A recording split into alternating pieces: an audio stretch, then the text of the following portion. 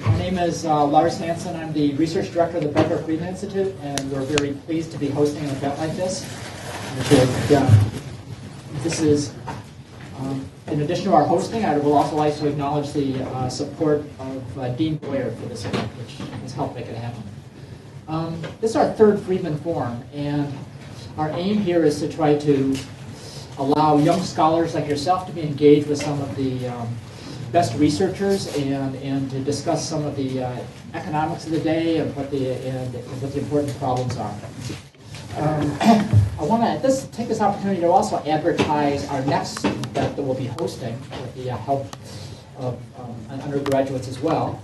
On December 1st, we've invited 3 of the regional presidents of the Feds, Charlie Evans from the Chicago Fed, Mariana Kutchler from the Minneapolis Fed, and Charlie Plosser from the Philadelphia Fed in an evening session that will explore what the future challenges are for monetary policy. So this will be another opportunity to kind of engage with, in this case, some of the top policymakers.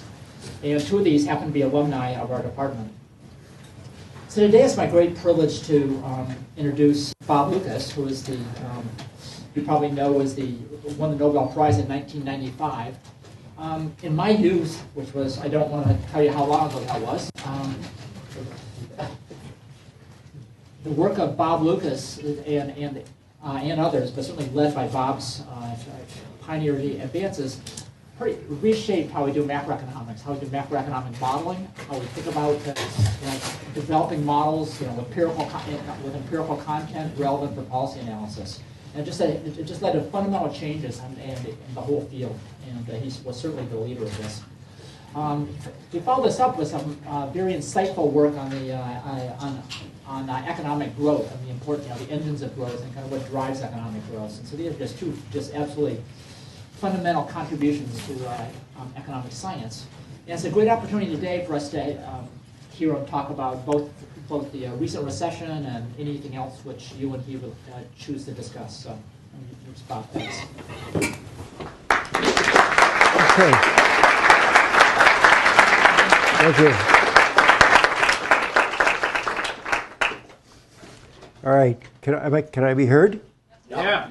Great. Okay. All I have is pictures, so I'm going to get say some words before I start. I'm going to talk about the current recession because an economist can't stand up in front of a general audience and not say anything about the recession in this situation. It's a very serious issue. But I want to start out with some evidence on long-term economic growth to kind of set a background for the discussion of this recession. I don't have anywhere near a full hour's worth of material, and we can talk about my career or economics as a career. I mean, I'm open for questions on anything, but I thought it would make a better discussion to get some data in front of us. Economists love data. Get it in front of us and talk about some substantive questions just to start the ball rolling. So here's the blue curve here is gross domestic product per capita in the United States from 1870 up to more or less the present. I'll tell you about the red curve in a minute. But the data here are the blue curve. These data are taken, I'll tell you my sources, from a worldwide data set that the economic historian Angus Madison put together. And it's great for comparing across countries, which I'm going to do in a minute. And it also goes back, a long ways. It goes back to 1 AD, but by the time you get back to 1 AD, the data on GDP is kind of weak. And the data on the United States economy, obviously, it doesn't exist. If you're interested in this data, email me and I'll give you a return just saying Madison, and I'll give you an Excel file that's got all this stuff. It's really nice and got population as well. Okay, so look, here's the U.S. economy. And the average growth rate I broke up into periods, but the way you want to think about it is per capita income, that is to say living standards, grows at about 2% a year in the United States. And this red curve is kind of what you get. It looks like a pure exponential curve, but you'll see in a minute that it really isn't quite. It's just basically smoothing out the bumps in the data. It's removing business cycle or short-term fluctuations of any kind. And if you're focusing on economic growth, that's one of the things you want to do. These are natural units, so this is 2,500 current dollars. So that means the typical person in 1870 in the United States had about production per person was about $2,500. So the family of four would be $10,000 in current dollars. Of course, much less. Prices were much different back then. And the thing is growing. 2% growth means you're doubling every 35 years. So you figure it out. Some 8 or 10 on that order.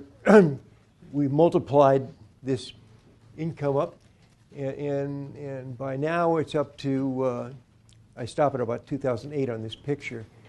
At that point we're about $34,000 per person in the United States.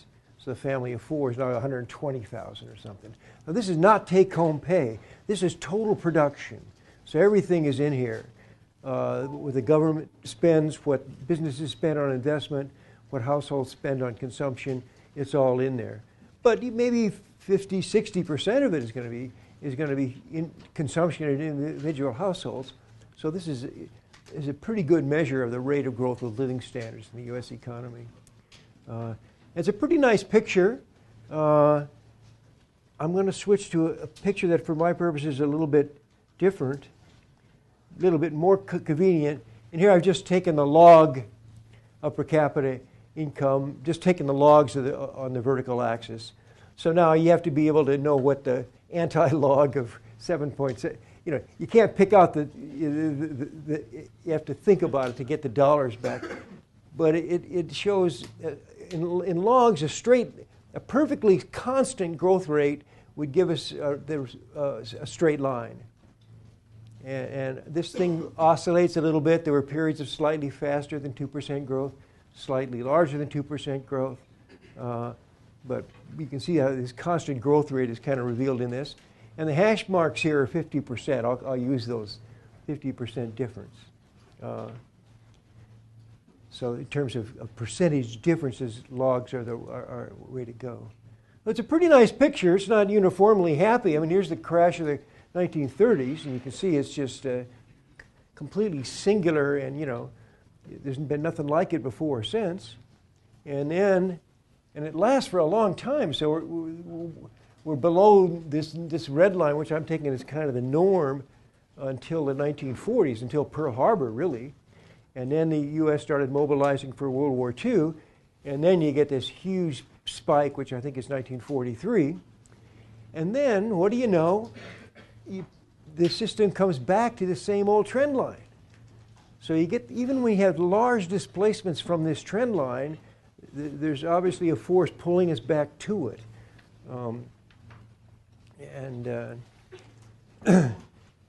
Now, what do we say about this? This is an achievement of capitalism. Whether you like it or you hate it, you got to respect it. And there wasn't any 5-year plans in this picture. There's no stimulus packages. No, that whole idea of a stimulus package didn't even enter our vocabulary until about here. Government plays a role, but it's a background role over most of this history.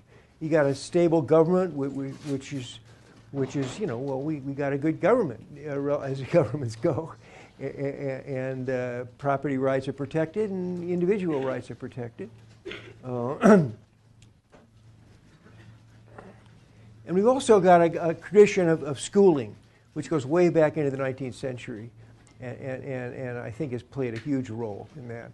So, you know, it's not a free market achievement 100%. It's a free market supported by some important government policies that have remained, you know, we can count on them. Right? Now, the Depression was a big blow to that vision, and a lot of people were thinking maybe this growth is over. Maybe it was just a transient boom. That was kind of the Marxist view. It was not a silly idea, because until the 19th century, economic growth, per capita growth, stimulated larger population growth and tended to drive the living standards back to their original level. So when this huge, and this is a worldwide thing, hit, a lot of people thought it's over. And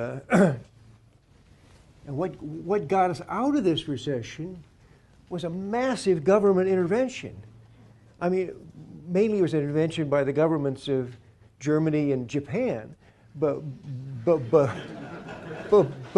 our government responded and you know, just started, you know, mobilizing for the war, shipping people off in the military, equipping the military with, you know, factories or car factories turned into airplane factories, and, you know, just the whole economy was drawn into it. My dad was unemployed, and his business had gone broke during this downturn, and he had pretty much trouble finding a job. This was not a great time to find a job. And then when the war came, we moved to Seattle, and so he got a job in the shipyards. So that was, you know, and there were millions of people going through that kind of experience. So that's where this idea of a stimulus package get its. Keynes started talking about those issues in the 30s, and then when this recovery hit, a lot of people thought Keynes was right. Just get the government to buy up enough stuff, and you're going to move the system back to prosperity. So we'll come back to that when we get into talking about current recessions. If you want me to, I'm sure I'm forgetting important things to say. So if you notice something missing, please raise your hand. But the next thing I wanted to talk about is other countries, because this is not a U.S., this is not an American thing. If you had to really pinpoint where the Industrial Revolution started, most people would talk about the UK, and maybe the U.S. As a kind of outpost of British culture. You know, maybe we free rode off the UK. In any event, I plotted the two together on this graph, and you can see that back in the start of it, the UK was quite a bit richer in terms of per capita income, and then they kind of took turns. You know, we're basically the same world, same economy. Lots of interaction with each other. Ideas from one country quickly got to the other one. The cultural backgrounds are quite similar. And I'm going to say the same thing about, I'm not going to put it on the graph, but, you know, Canada, Australia, the other parts of the British-dominated world. Now, we'll come back to this, too. After World War II, there was about a 40% income gap, GDP per person gap, between the US and the UK. So this equality that had characterized it vanished. And now both countries are growing at the same rate. You can see the slope of those curves. They're like parallel lines. They're both about 2% a year growth economies. But there's about Americans produce about 40% more goods and services than their English counterparts do. And I'll come back to that. I'm just going to add in some more pictures. So the US and the UK are both on this. Well, I changed the colors. I really am sorry about that. But, you know, here's the UK. They're purple. and here's the U.S., which is sort of some kind of, I don't know, gray or something. And then I added in France, Germany, Canada, Italy, Spain, and Japan. And I just want to talk about this because there's so much history. The whole 20th century among the wealthy countries, the now wealthy countries, is pretty much on this graph. So I like it. Now, if I put in, Sweden and Belgium, they'd fit right in. It's just a question of how many curves you can put on a single graph without it becoming unreadable. The most exciting country, besides from the leaders, is Japan. Now, Japan, this income, again, natural units. This is about maybe $700 income per Japanese person in 1870, and that's about I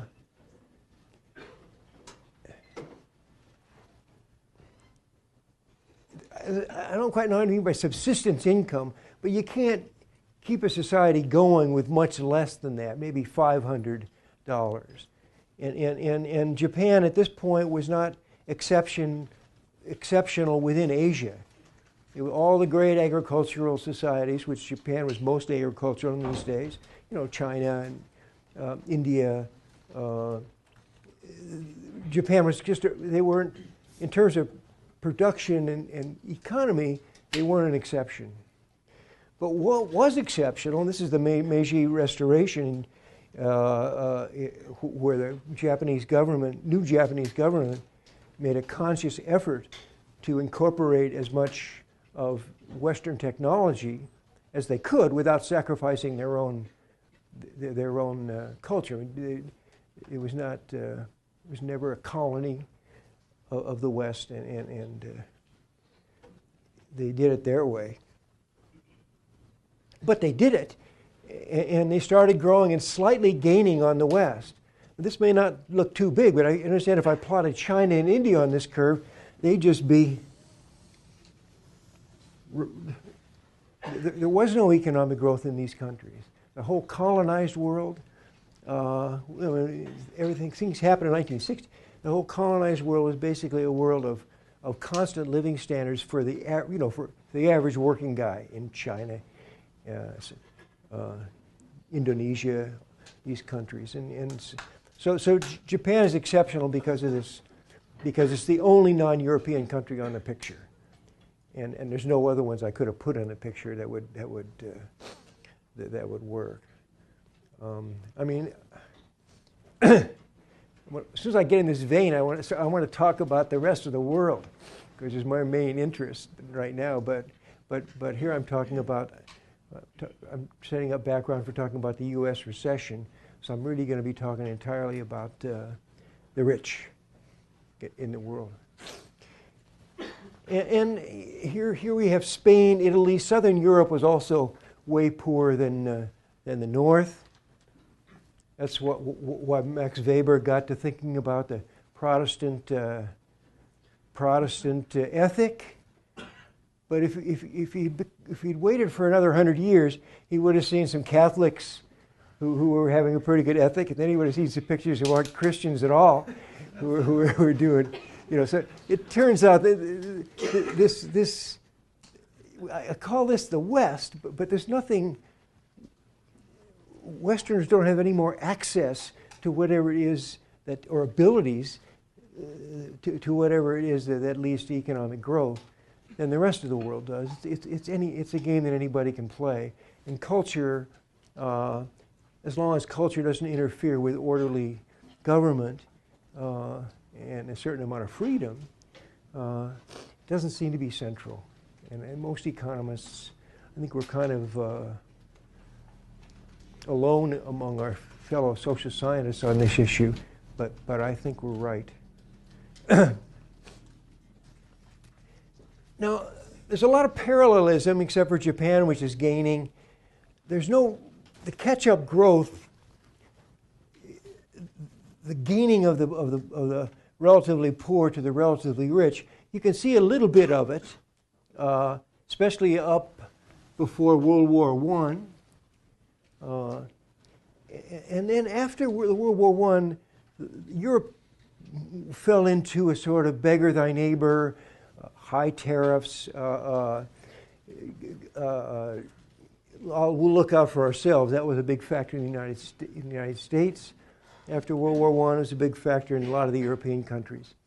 And then the catch-up growth just fell apart. There wasn't any real gaining of the poorer countries on the richer countries. Then you have the war, which has this huge, you can see the losers. Japan, Germany, and Italy. Spain was a loser too, but they got blasted in the 30s. You couldn't wait for the 40s to destroy their economy. And then you see the winners, like us, the British, the French, Canadians. But after the war, it was really a very statesmanlike. The winners agreed it was not a time for revenge on the losers. It was not a time for every country for itself, and really focused. You think about the European Common Market. That was a within Europe, hugely. But the European Common Market wasn't. They didn't set up tariffs against us and the Japanese. So basically, it's a free trade economy for free trade world for everybody on this picture. And it's a capitalist world. I mean, when I say the winners got together, I'm not talking about the Soviet Union. And then you can see what happened. It's just it's one of the most dramatic periods from like 1950 to the 1970s. Just this tremendous compression, and where Japan had a miracle, Italy had a miracle, Spain had a miracle, and then the countries that had already been pretty rich, like the Germans recovered quickly, but they kept on going too. Everybody's growing. Now all these people are going way faster than 2%. Obviously, you can't catch up to somebody that's growing at 2% unless you're growing faster than that. Japan had a long period of maybe 8% per capita income growth. Now other countries have done that too, like South Korea and Taiwan. But it can happen anywhere. But this is. And the final thing I want you to notice is that something happened to this compression somewhere around 1970. And from 70 on, you see this among these countries, all of which are highly successful countries, but they're basically parallel lines. We thought the Japanese were going to catch up. They didn't, and the Europeans. So this picture I showed about the gap between America and UK is sort of a gap between America and everybody else. It's a little bit different from country to country. So I want to talk about that later on too. It's not a, well, I want to talk about it. All right, I'm going to switch to say a little bit about recessions. But I'm going to get back to this picture, these pictures. All right. Let me just. You really can't see, because you can't miss the Great Depression and the war, but it's hard to see these little wiggles around the red curve in sort of normal times. So what I did was I just subtracted off the red curve from the blue curve to get sort of deviations from trend, where trend is that red curve. So and when you do that, you get this picture. And again, you can't miss. This is 1933, where the U.S. economy is 30% below trend. And they were starting in 1929 for 10% above trend.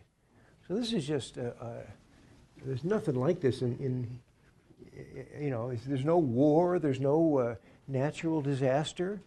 All of a sudden, these hugely productive people cut their production by 40% over a course of 4 years. And then the war snapped back. Now, after the war, before the war, you're sort of talking about, for normal recessions, something like plus or minus 10% deviations from trend. Here are just way outside those limits. And then here it's like plus or minus 5%. So the post-war period, the recessions became, who cares? Everybody in the world knows about 1929 and 1933. But ask your parents or yourself, what were the peak dates and the trough dates in the U.S. economy? No one can, even if you're an economist, you can't remember. It's just little wiggles that go on, and the dominant factor is this sustained 2% growth rate. And then you get to here. So this, I'm cutting this off in 2008, so I'm going to have to show you some pictures more recently. But this is a big time. It's not the 1930s, but there's been nothing like it in the post-war period, either for the depth or the duration of this recession. So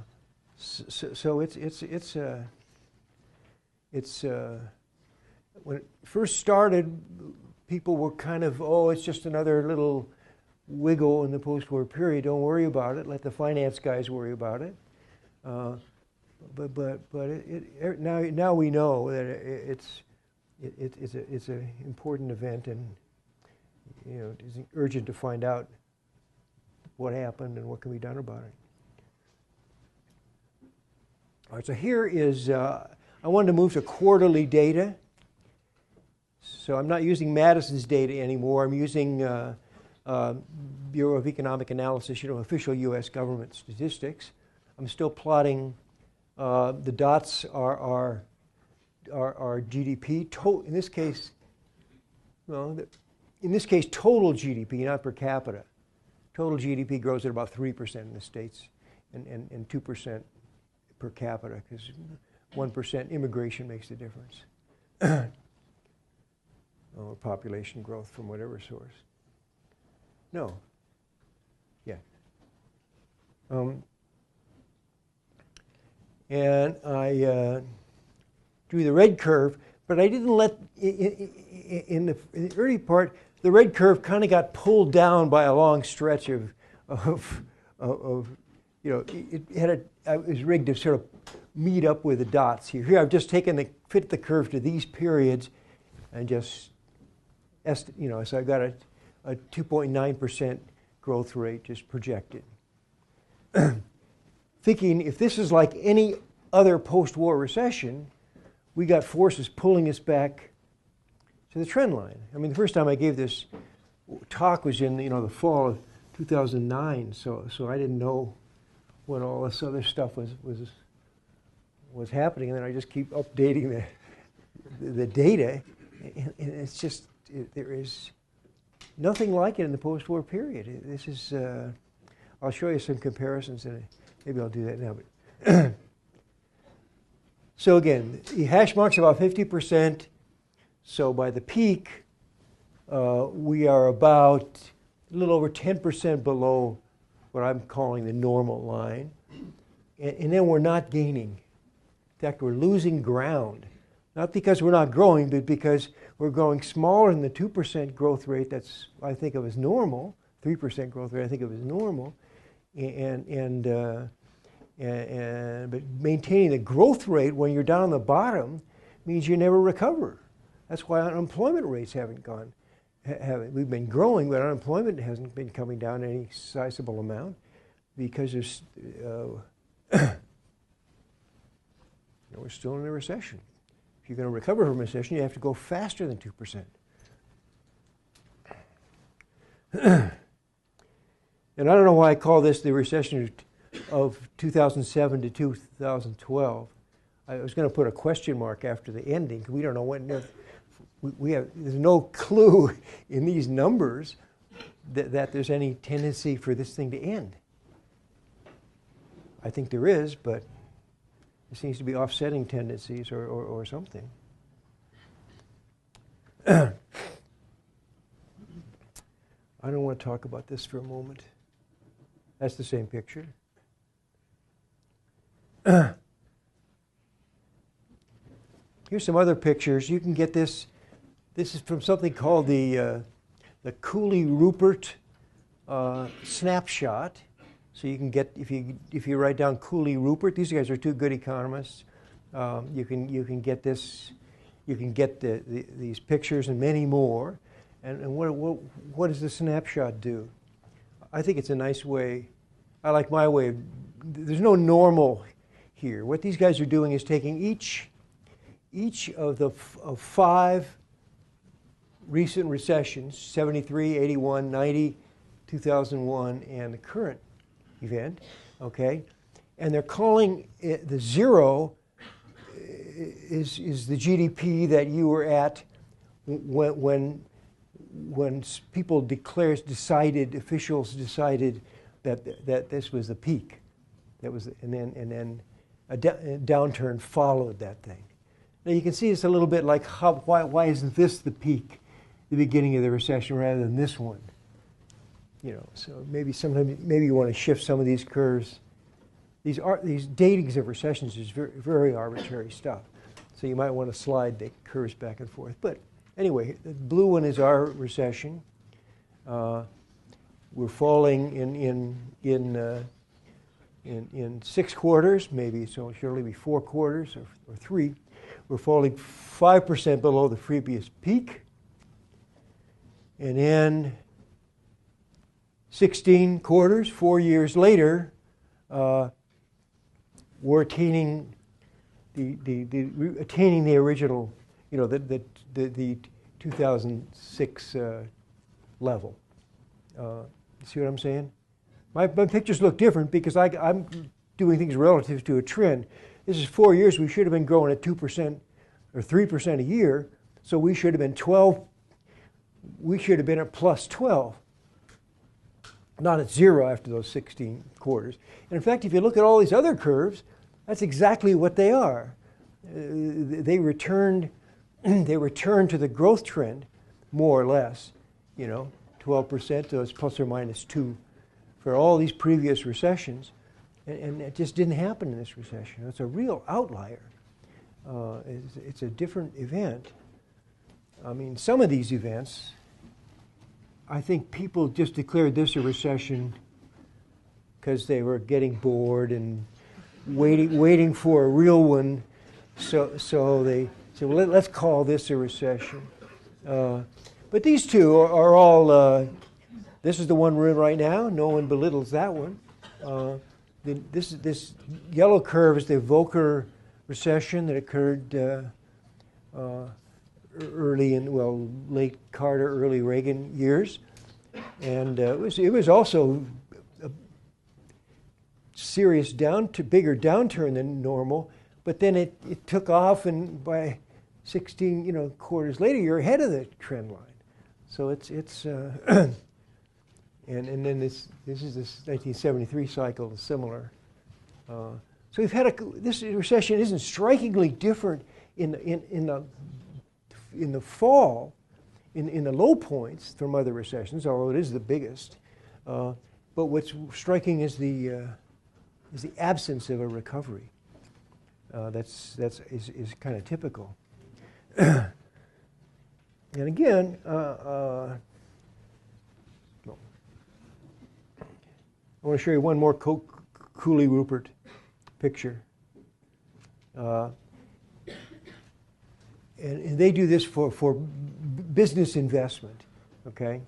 Investment in capital goods and construction. And now, here we're not talking about minus 10, we're talking about minus 30%. But you can see that in at least the 3 serious recessions, investment takes the biggest hit. People maintain their living standards as best they can during a recession. but business firms don't take big new initiatives, or until something happens. And the recession, and the investment spending in our recession, it's really low. And 4 years later, we're still like 15, 16% below, not the trend line now, but where we started back in 2006. So it's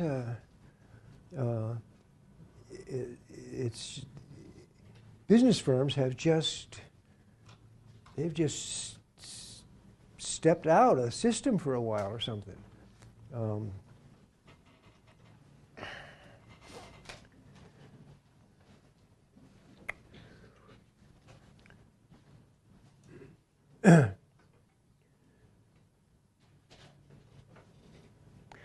We could talk about, but maybe I'll wait and see what the questions are. Sort of how did this happen, and what role did the banking crisis play, and so on. It played a huge central role, in my opinion, but I think that problem was kind of resolved early on, and something else is prolonging the depression. So I'm going to go back to this picture. So we've returned to 2%. We're still a 2% growth economy, just as the UK was after World War II. So the differences between successful and unsuccessful among the rich countries isn't differences in growth rates. We're all around 2%. We settle down to around something like 2% growth rate. But it's the level. And so now what do I think about the United States? Now I'm getting into speculation, but I'm going to speculate as I please. After World War II, the British economy had a Labour government, a socialist government. They nationalized a lot of industries. They set up government-run medical system, socialized medicine. Unions had a much more central role in it was the Labour government. I mean, so they won the election, so of course they had a more central role in governing the system. And the British just went much deeper into the welfare state, much more wide role for government compared to their own history and compared to the United States. And I just believe that had something to do with that gap, and I think this has something to do with the gap. There's evidence on this between the United States and the rest of Western Europe. Now, the gap between the U.S. and Japan is a different story because the Japanese, like us, stayed away from extremes in the welfare state. But I'm thinking that something is going on today is, and because none of us really knows, are we going to head from the blue curve down to the red curve? Is that what we're doing? In that case, it's more than a transient recession. This was not a temporary thing for the UK. It's their history for the last 60 years. So I talk about trend lines, returning to trend lines, but there's nothing magic about that. The British never returned to their trend line, and maybe they will, but they haven't so far. A lot of the other European countries have not. If we're going toward a European, a more European-style welfare state, then I guess we're going to have to pay the same price that the Europeans paid. Now, we haven't done it.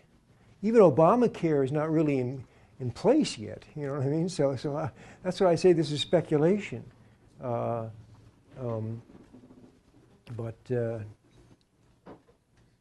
these business firms are worried about the future. They're worried about the future taxes they're going to pay, how much of the medical bill they're going to have to shell out for, because everybody knows that the numbers don't add up for this, for Obamacare. So the question is, if I launch a project going to pay off 10 years down the road or 5 years down the road, how much of those returns are my shareholders going to get, and how much is going to go to somebody else? There's no question that's a concern. Now, but whether these guys are right about that, I don't know. We shall see. Okay. Now don't take any of this as some established facts that every competent economist knows about. The data are data. I didn't make them up. The interpretation is mine, and anyone who anybody can chip in on that. We don't really have a well agreed upon analysis of depressions that we share, we economists share. So there's no reason for you guys to let economists push you around on how you feel about this recession. But I did want to talk about how I feel about it. Okay. Any questions or comments? I hope there is. Yeah. So you talked a little bit about how, like, economic historians in the 19th century, saw that, productivity growth would led to more population growth, and so that kind of voided out the rise in economic prosperity per capita. And so what kind of fundamental underlying changes caused that trend to change? Yeah, that's a great question. How does that relate to the fundamentals of economy? That's a great question. Do you guys read the Communist Manifesto now? Okay. I mean, that's a I remember reading that when I was an undergraduate here. You know, I still go back and reread it. I mean, most of Marx is completely unreadable. But the Communist Manifesto is beautifully written and just carries you away. And the first part of the Communist Manifesto is about the achievements of the bourgeoisie, the achievements of capitalism. So Marx, more than any other 19th century economist, saw that something had happened. I mean, Ricardo and Smith, there's nothing in Wealth of Nations or in David Ricardo's work which talks about sustained economic growth. You know, year in, year out changes in living standards. They were talking about some countries being different from others, but not widening gaps. I mean, Adam Smith talked about whether the ordinary Englishman was better off than the African king. I don't know how that's a tough call to me, but he said they were about the same. But it wasn't, what happened was the gap just kept getting wider and wider. Smith didn't, how could he have seen it coming? Malthus was not only an influence on these guys, he was a great scientist, and his theory of population and income fit the data of that time. He didn't have the kind of data we had, but, fit the evidence of that time very well. It was a good theory, and David Ricardo put it at the centerpiece of his economic theory. And David Ricardo Marx is the economics in Marx is all Ricardo. It's this class struggle. That's what Ricardo described. But a lot had happened in the 50 years between Ricardo's writings and the Communist Manifesto. And Marx saw it all and saw something was going on. But here's what he thought. He's a Ricardian, he's a Malthusian, that the working class people who are getting better off, that can't last. That population growth, we're going to return to some Malthusian equilibrium, and the only people benefiting from it are going to be the landowners and the capitalists. And so that was the picture he saw of the world. I don't think it was bad reasoning from the point of view of the economic theory of that day.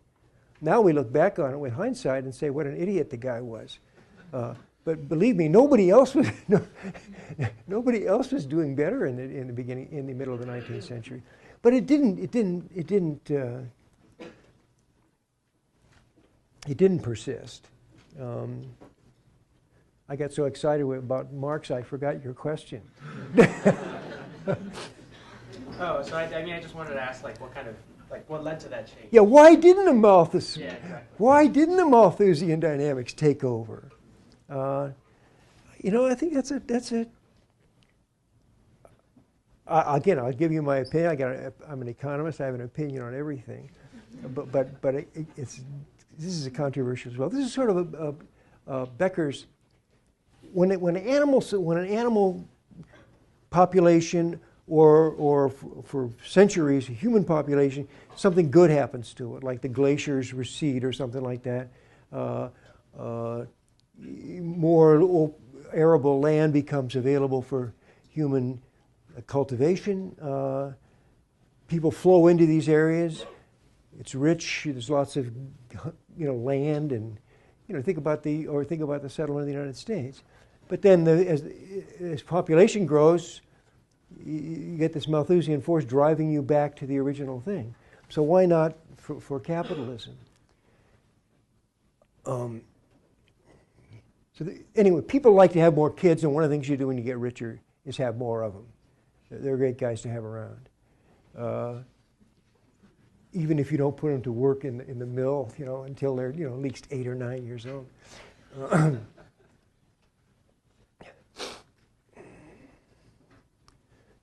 So there's got to be some other factor offsetting this for the Industrial Revolution to take place.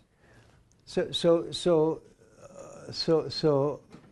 the idea is that the bourgeoisie, the bourgeois society, you can enter it if you're smart, if you get educated. You can't enter the landowning class by being smart or well schooled. Okay, the landowners own it. There's only so much land, and either you're one of the owners or you're not. That's the class conflict that Ricardo analyzed. But this conflict between the bourgeoisie and the proletariat is not of that character. There's at least the potential for moving, and now that puts a family decision. A family has got some choices to make now. You can either have lots of kids, or you can have fewer kids and invest more in each child, more schooling, more parental concern, and so on. Gary Becker called this the sort of quality-quantity trade-off. You got to have a second dimension to child planning. In addition, if you just say, I got more income, I'll have more kids, then you're in Malthus's world. But if you say, well, now I've got some options that my grandparents didn't have of educating my children and moving them up the ladder from where I am, if that factor is added in there, then you can get, and I think that had to be, I think it's this quality trade-off, this decision people made to invest more per child and not just have more children is an essential part of transitions from a traditional agricultural society and a modern society or successful society. Now, people call this the demographic transition, the transition from when more income ceases to mean more kids and means more income per child. And that's taken place in all the countries you saw in the earlier graph. And if you look around the world, Nigeria is now 170 million people. They were just yesterday, it was I don't know, 100 million. So Nigeria is benefiting from their participant in the modern world, but it's playing out in terms of bigger families. Now I think that's going to change, just because we all went through it. Remember when Mexico went through it?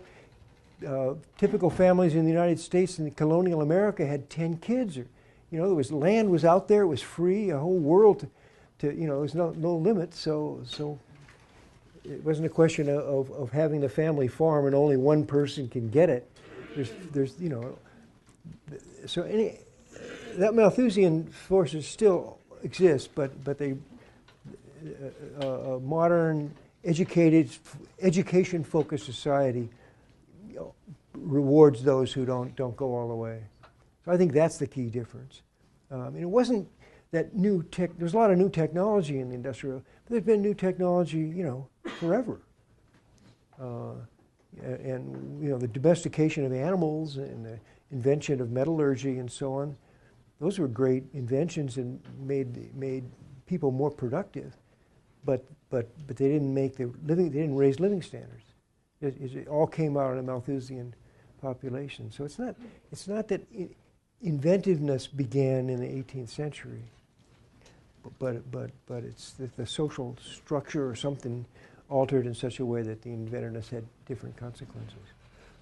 So if that's true, it answers your question. Yeah. If it isn't, then we got to keep looking. Yeah. In your opinion, what role should the government take in recovering from a recession like this? Well, that's definitely not a known thing. But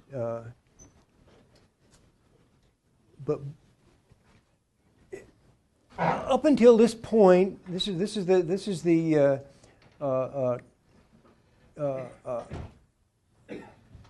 the fourth quarter of 2008 took us from here to here, and the first quarter of 2009 took us from here to here. Up to this point, I thought this was just another one of these minor recessions involving nothing special on the part of government. But this is when Lehman Brothers collapsed, and maybe people expected the Fed to bail them out. But anyway, it scared everyone. And everyone just rushed into cash, held on to cash. It just sucked all the liquidity out of the system.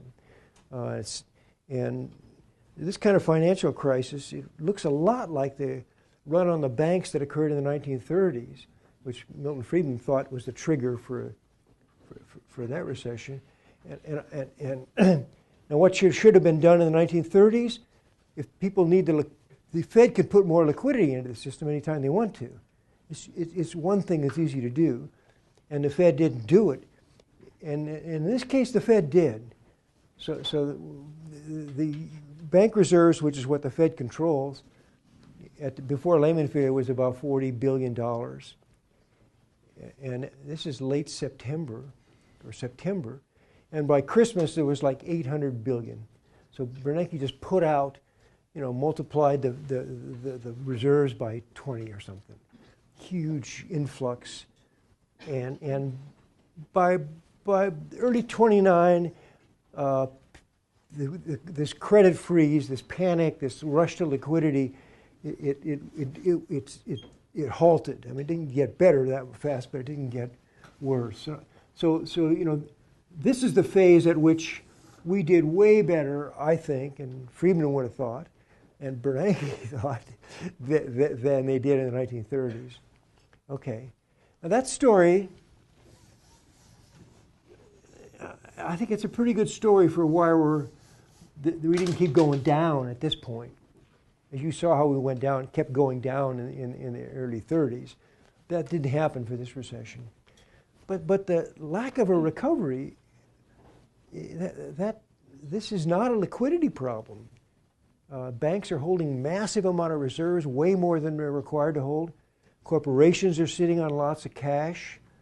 Interest rates are low. So I mean, if anybody wants to launch an investment project, they got the cash on hand probably. If not, they can borrow it from the banks, or there's no liquidity problem that's holding the system back now. And yet the system stayed down. So somebody,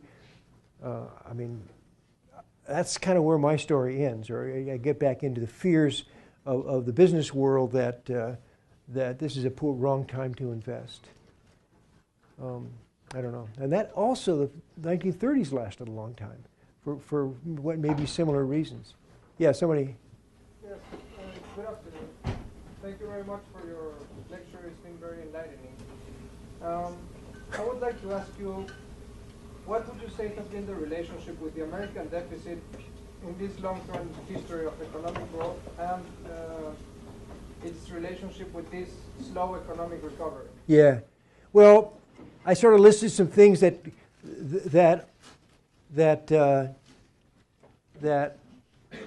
people are concerned about that are depressing investment, and I should have put that on the list, shouldn't I? Maybe I should have put that at the head of the list. I mean, this deficit is going to have to be dealt with. It's going to have to be dealt with in part by taxes, and and then nobody quite knows yet who's going to pay those taxes. The promises for medical care, based on over-optimistic, I believe, and everyone believes, I think, estimates of what costs are going to do. Somebody's going to have to fill in that gap, either cut back on medical services that were promised, or get somebody else to fill in the dollars. Maybe that'll be, University of Chicago. Maybe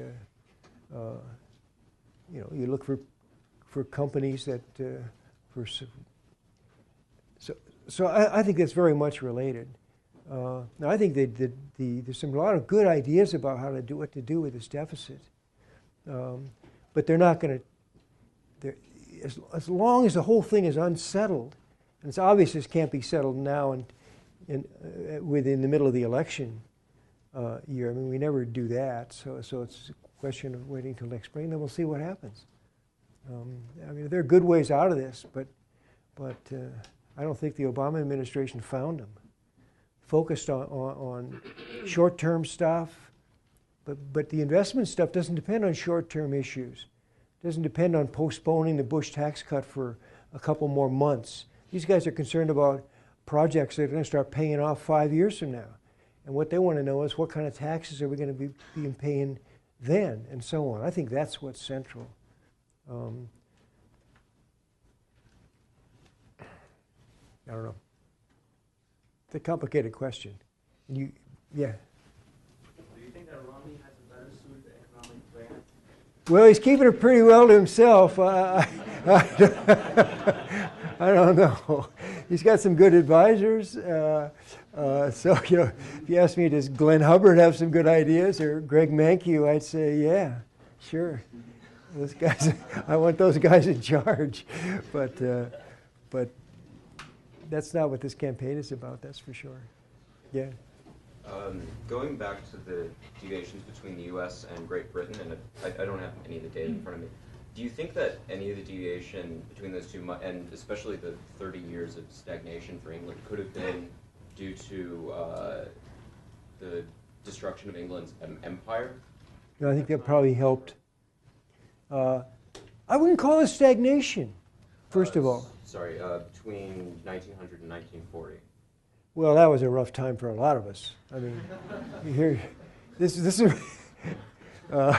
It just looked like it flatlined. I don't think the colonial age. I remember talking this in Japan. I think the Japanese got more out of Korea in the modern period than they did back when they were colonialists running the show. These colonial relationships, they were bad for the colonized people, and they weren't that good for the obviously a subset of people in Japan and Britain made big bucks in Korea or India or Africa. There's no question some people got rich off it, but in terms of the overall living standard, which is what we're measuring here, I don't think the colonial thing. I think it was probably good to get rid of it, and it's certainly good for the colonized countries, which started to grow.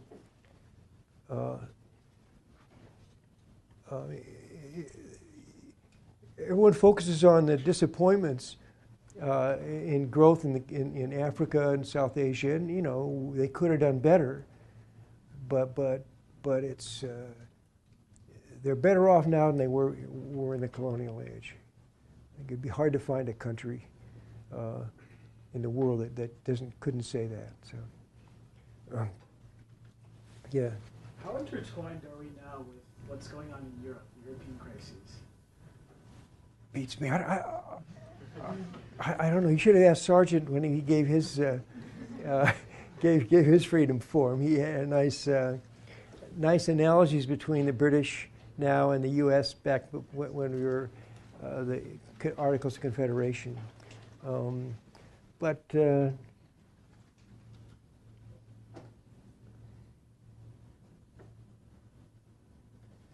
it's certainly, the U.S. is a big operator in this world. We're big buyers. And so it's going to hurt people in other countries. A U.S. recession, one as long as and deep as this one, is going to affect people all over the world.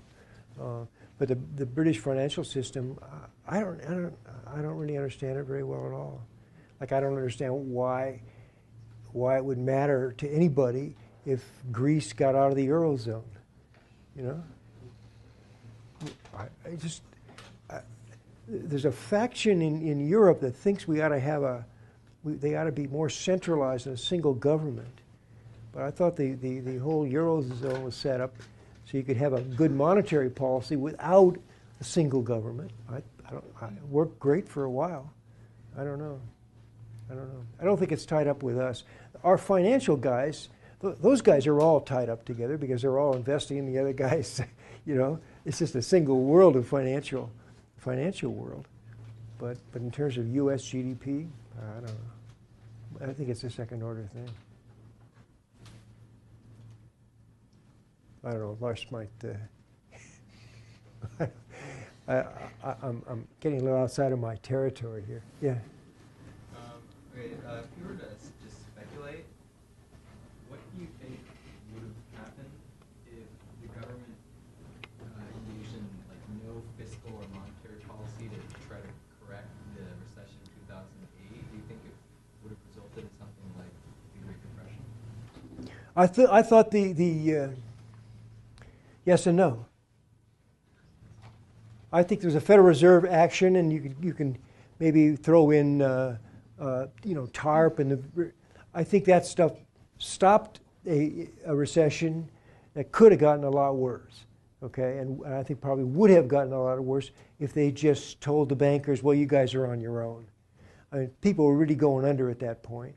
I think there were things the Fed could have done better before Lehman Brothers failed, but whatever it was, once it failed, it was clear things were really turning in a bad way, and there wasn't a financial institution in the country that wasn't threatened, and it would have been a bad thing.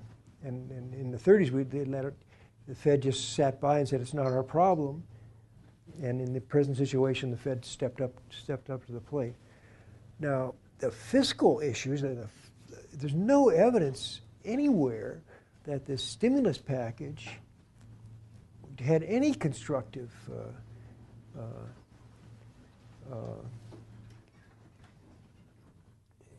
and it hasn't been, there's no evidence from the past that you need a stimulus package to get back to trend, and there's no evidence from the recent past that our stimulus package did anything at all. So now, is there something they could have done? I mean, some people say, oh, they should have done it 3 times as much, but I think that's a little weak. If you can't tell any effects from near $1 trillion injected into the economy, then I think you better think twice before you recommend tripling it. So yeah, I don't. In terms of economic theory,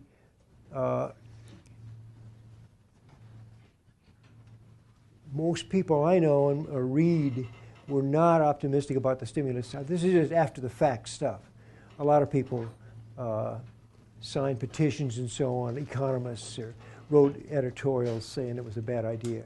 Well, I didn't do that. I wasn't sure whether it was a good idea or a bad one. But with hindsight, which is not what I'm talking about now, it was the guys who signed those petitions were on the right side of that issue, I think. Yeah. Do you think the stimulus might actually have been destructive for long-term growth? Well, it's tied up with his question about the deficit. It certainly enlarged the deficit. The deficit's got to be dealt with sooner or later, and that obviously has connections with future taxes, and that has an effect on current decisions. So it's a reasonable argument. You had to spell it out quantitatively. That's, I don't know. I don't know. I can't do that for you.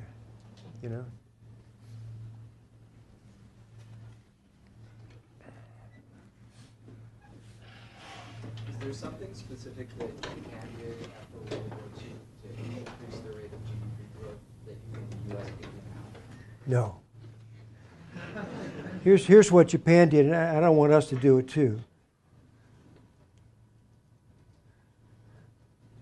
So here's Japan plugging along, gaining on the thing, gaining up. Then they decide that they want to do things the European way and start colonizing their neighbors and eventually fighting this suicidal war. So that took them down to here, okay?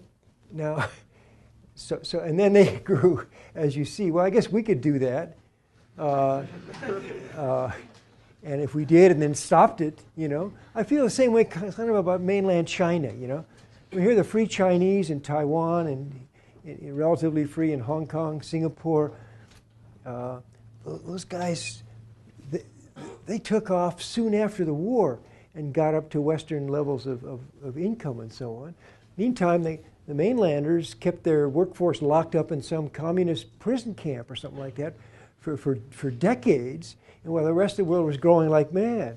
So then they wised up and opened up, and they're having something like what the Japanese had here. But I think a part of it is that their bad policies drove them so far down that it was easy to snap back up. The rest of the world is getting more technology. You know, good things are happening to productivity of the world around. Once you open up and start catching hold of some of those new ideas, then you grow fast, way faster than 2%. We're talking about 8-10% growth like the Chinese are doing now.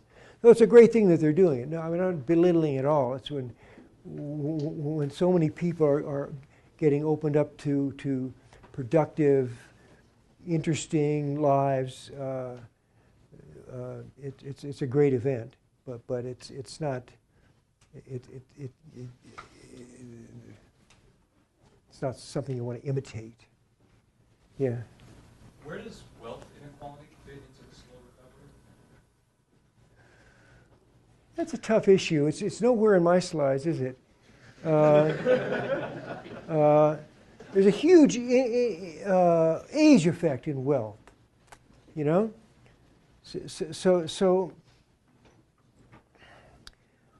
So a lot of this talk, and not all of it, but a lot of it is just we say soak the rich. You're just saying we ought to soak the old. I mean, I didn't have any money 30 years ago, and now I'm pretty well off. My kids some of them are struggling. My grandkids they're just trying to get out of school, so they're. You know, so if you start looking at the income inequality difference between the Lucas family, there's a pretty big differences. Now, all of that is locked. So I think looking at wealth in some sense it's always more concentrated than income, because you start earning an income long before you build up savings, and so your wealth is small. I think to me, it's better to look at living standards. But of course, there's lots of income I mean, we're far from an equal society in terms of living standards too. So, I don't know. To me, that's the way things are. But what I meant more was if it's the wealthy who are not investing and should be investing, what role do you think that's playing if there is such a disparity? Well, like I say, corporations, they're big, you know. I mean, but I don't know what you mean by should be investing. If we want to speed up the recovery. What they want to do is make livings, is earn income for themselves and their shareholders, which seems to be right. I guess if they thought that was it would be a lucrative thing for their company to invest, they do it. Do you want to add more from that? I don't know. I mean, they're already paying a lot of taxes, but they could pay more. But why should they?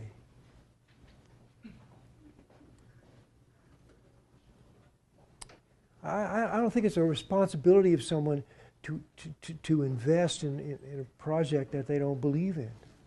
I know the government's subsidizing a lot of this stuff, but I think that's more, you know, wind farms and that kind of thing.